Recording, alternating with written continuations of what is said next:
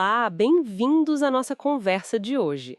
Vamos fazer um mergulho numa passagem bíblica bem intensa, o capítulo 19 de Gênesis. Olá, sim, é a história de Ló em Sodoma, né? Uma narrativa cheia de... Reviravoltas. Exato! A fonte é o próprio texto bíblico. Nossa ideia é desvendar os pontos-chave aqui. Vamos lá. Tudo começa, então, com dois anjos chegando em Sodoma. Já era fim de tarde. E Ló os encontra bem na entrada da cidade. Isso, e ele insiste muito, né, para que eles não passem a noite na praça, mas fiquem na casa dele. Oferece para lavar os pés, tudo. É a hospitalidade em ação. Eles primeiro recusam. Dizem que ficam na praça mesmo. Mas Ló insiste tanto, tanto, que eles acabam aceitando. E aí ele prepara um jantar para eles, com pães sem fermento. Parece um início de noite tranquilo, mas... a coisa muda rápido. Muito rápido. Antes mesmo de irem dormir, A casa é cercada. E não é por pouca gente. O texto diz todos os homens da cidade, desde os jovens até os velhos. uma multidão cercando a casa, assustador. E eles têm uma exigência terrível. Querem que Ló entregue os visitantes para abusarem deles. É um momento de tensão máxima. E a reação de Ló, descrita no texto, é... bem, chocante para nós hoje. Como ele reage?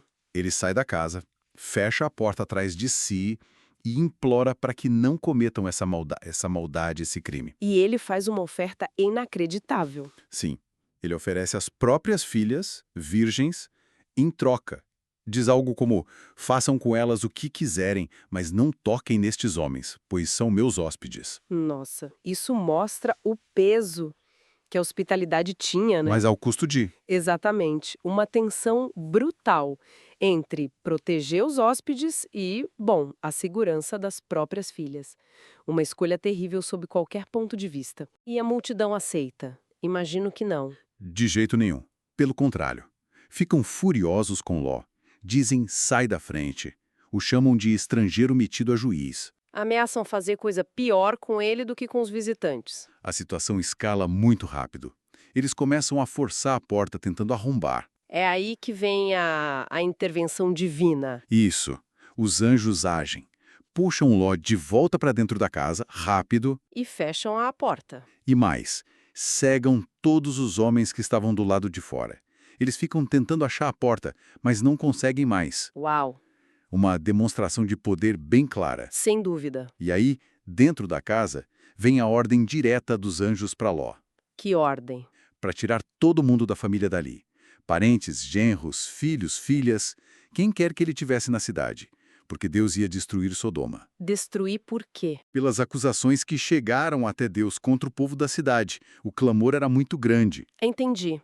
E Ló tenta avisar os noivos das filhas, né? Os futuros genros. Tenta, mas eles não acreditam. Acham que Ló tá brincando. Essa parte é triste, né? A descrença bem na hora H. Pois é, mostra como é difícil aceitar um aviso tão catastrófico. E a urgência só aumenta. De manhã cedo, os anjos apressam Ló. Sim, ele ainda estava hesitando, demorando. E o texto diz que os anjos tiveram que pegar ele, a esposa e as duas filhas pela mão e, arrastar para fora da cidade. Isso, por compaixão de Deus, é o que diz. A ordem era clara.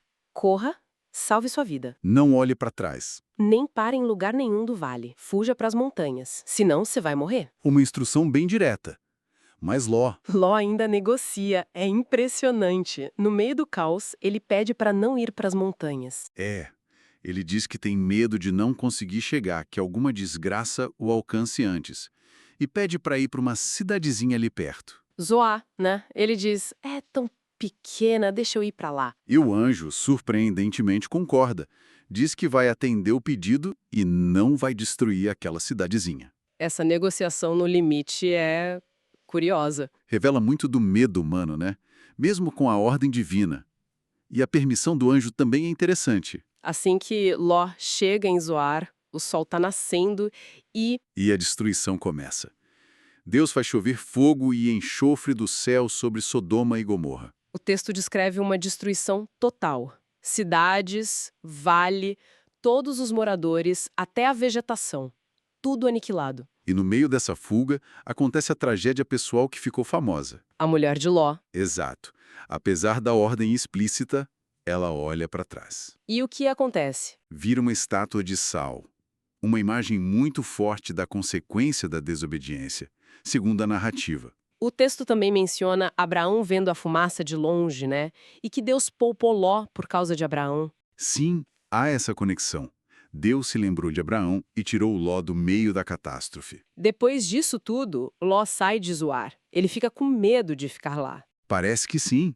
Ele sobe para as montanhas e vai morar numa caverna, agora só com as 2 filhas. E aí vem outra parte, bem difícil da história. É. O isolamento total leva a uma situação extrema.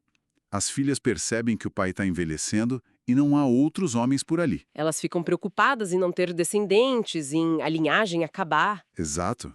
E essa questão da descendência é muito importante no livro de Gênesis. Então, elas bolam um